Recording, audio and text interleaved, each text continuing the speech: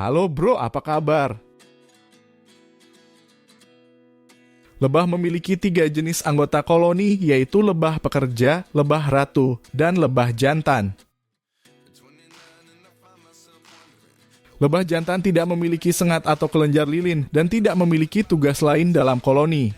Lebah jantan akan mencari dan mengawini lebah ratu dari koloni lain, kemudian mati. Oke, sekarang waktunya berpikir keras. Lebah memiliki 4 sayap yang terdiri dari 2 pasang, yaitu sayap depan dan sayap belakang.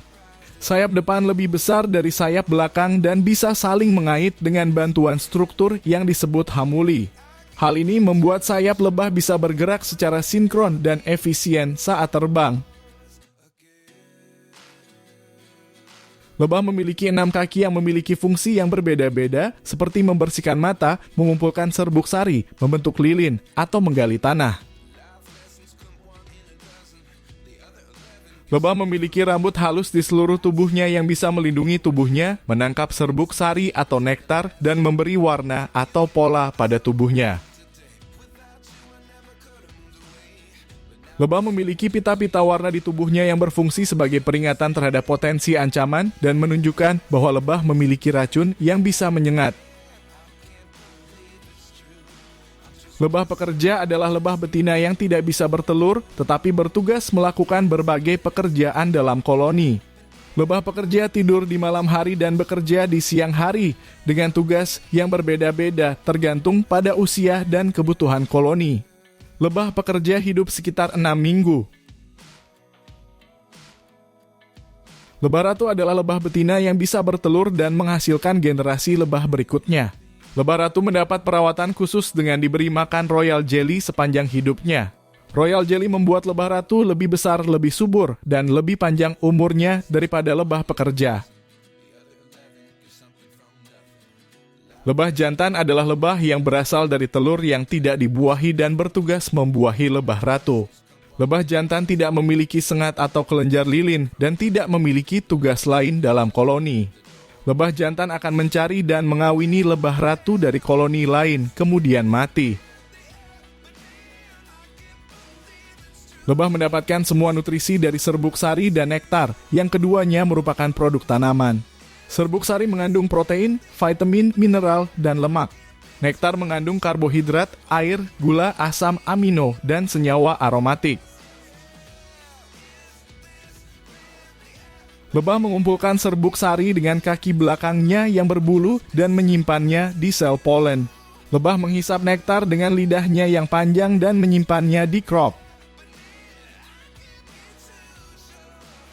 Lebah membuat madu dengan memuntahkan nektar yang telah diolah oleh enzim-enzim di tubuhnya. Enzim-enzim ini mengubah gula-gula kompleks menjadi gula-gula sederhana, mengurangi kadar air, dan meningkatkan kadar asam dalam nektar.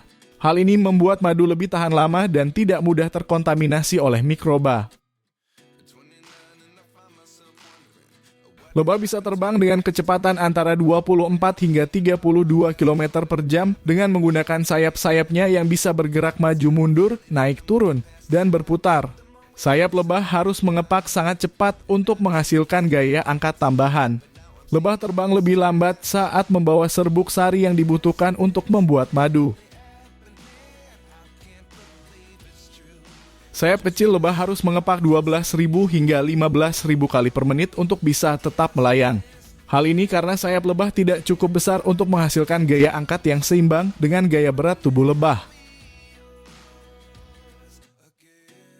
Lebah bisa berkomunikasi dengan menggunakan jaring, getaran, bau, warna, atau pola. Jaring adalah sarang yang dibuat dari lilin dan berbentuk heksagonal. Jaring bisa menghasilkan cahaya ultraviolet yang bisa dilihat dan ditanggapi oleh lebah. Lebah bisa membuat pola-pola geometris pada jaring yang bisa menarik perhatian dan menyampaikan informasi. Lebah juga bisa menari di atas jaring untuk memberi tahu sumber makanan yang baik.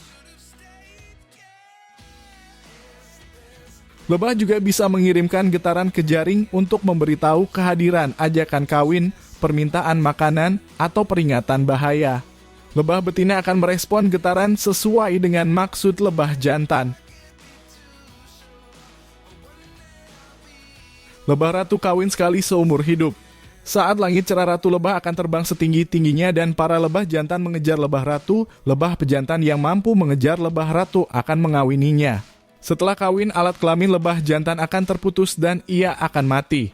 Lebah ratu bisa bertelur hingga 2000 butir per hari dan jangka hidupnya adalah sekitar 5 tahun.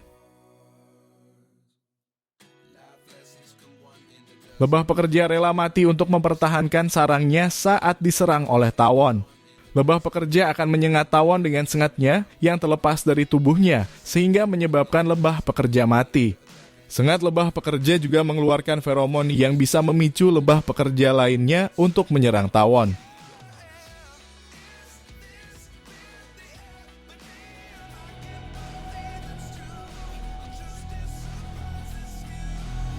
Jangan lupa untuk like, komen, dan subscribe channel kami.